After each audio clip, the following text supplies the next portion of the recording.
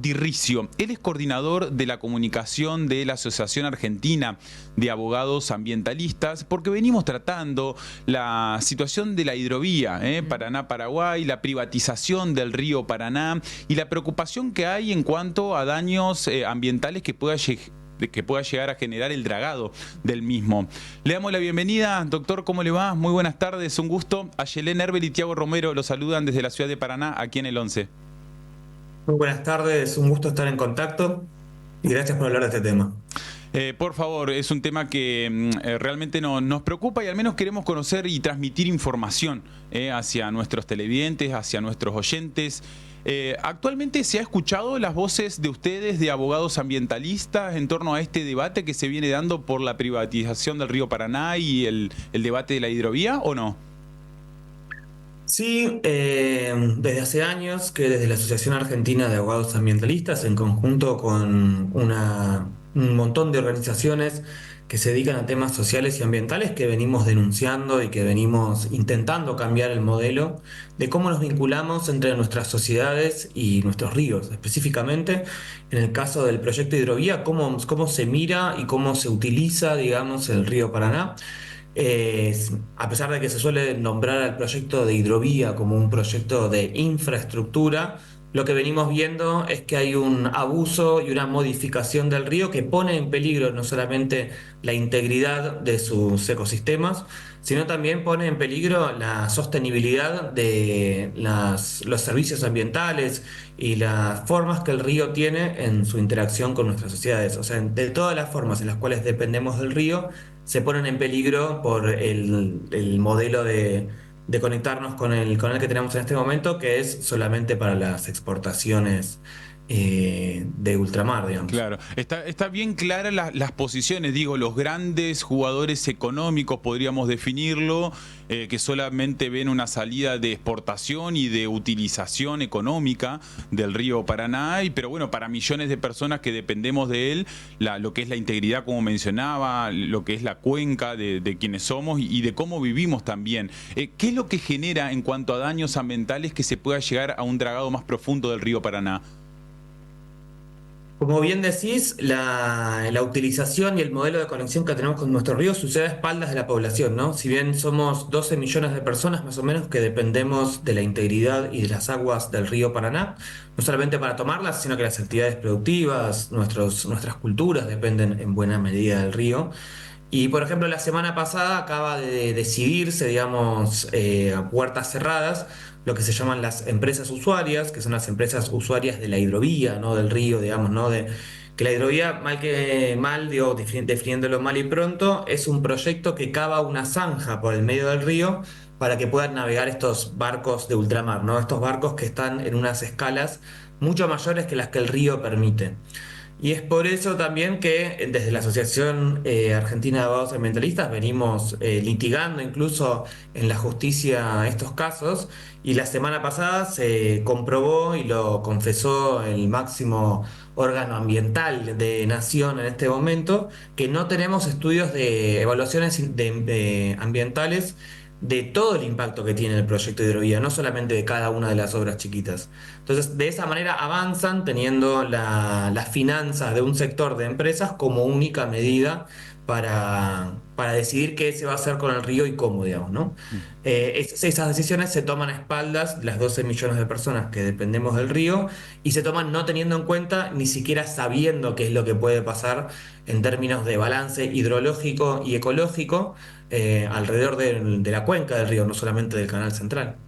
Hoy en día ya se ven esos efectos, digo, sobre el ambiente, sobre el río, las especies, y por otro lado, ¿cómo podría llevarse también adelante algún tipo de control para estas empresas que transitan justamente por el río?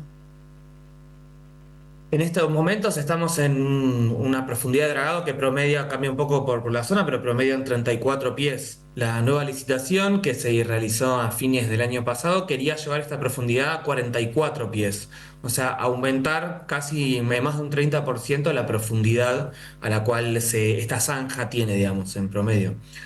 Ya vimos, por ejemplo, durante la gran bajante que hubo en los años anteriores, que esto tuvo efectos inmediatos. La ciudad de Victoria y los humedales alrededor de la ciudad de Victoria estuvieron en peligro de morir y de que perdamos no solamente el acceso al agua de un montón de gente que vive en la ciudad de Victoria y que depende de esos humedales para tomar agua, sino del patrimonio milenario que son esos ecosistemas y del cual el equilibrio ecológico de esos humedales depende que sigamos teniendo agua, sigamos teniendo humedales y por ende también mucha de la cultura y de las actividades que realizan las personas que viven en Victoria y alrededores.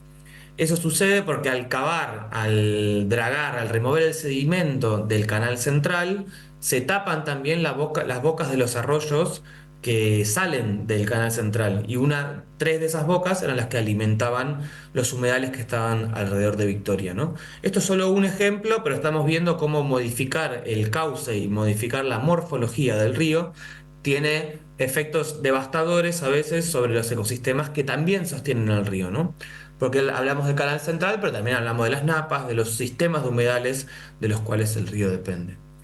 ¿Qué podríamos hacer? Efectivamente, los comités de cuenca, digamos, este órgano en el cual todas las personas que están afectadas por las decisiones en torno al río deberían sentarse a decidir cómo va a ser la gestión de ese río, ¿no? Y integrar fundamentalmente una visión ecológica y una visión social sobre qué es lo que sucede con nuestros ríos, qué es lo que sucede con nuestras cuencas y qué sucede con nuestros bienes naturales, ¿no? Que no sea solamente la dimensión financiera la que decide y la que determina qué va a pasar con el conjunto de la sociedad. Claro. ¿Y es la hidrovía el único futuro posible para nuestro río o hay alguna otra alternativa? No, yo creo que estamos más que nunca en un contexto de crisis climática y de crisis de la biodiversidad, digamos, a medida que empeora el contexto, es más que necesario que nunca plantear otros futuros para los ríos, otro futuro para nuestro río Paraná, pero también para los ríos en general, digamos. Otros futuros para cómo nos conectamos con los ecosistemas desde cada una de las comunidades, sociedades y poblaciones que vivimos a lo largo de las cuencas.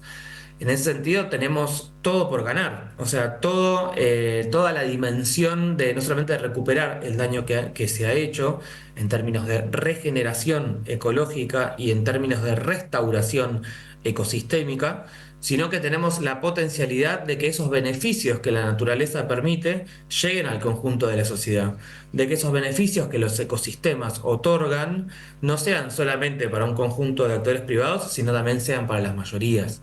En ese sentido, hay muchísimo recorrido por ganar y todos los futuros en torno al agua que se están construyendo y que se han construido en los últimos tiempos tienen un enorme potencial para mejorar nuestra propia calidad de vida, no solamente la de los ecosistemas. Seguiremos escuchando más voces valiosas como la suya, ingeniero Alejo Di Riccio. Ha sido muy amable. Gracias por el tiempo en la tarde de hoy. Por favor, gracias a ustedes y que tengan una buena tarde. Igualmente. Justamente Alejo Di Riccio también es integrante de la Asociación Argentina de Abogados Ambientalistas. Vamos a continuar de cerca este proceso del cual se está dialogando, inclusive entre autoridades de gobiernos de diferentes provincias, autoridades del gobierno nacional en conjunto con varias empresas que están interesadas. Bueno, y allí la importancia de poder informar también qué puede llegar a generar esto en cuanto a daños ambientales principalmente. Le vamos a dar continuidad a este tema.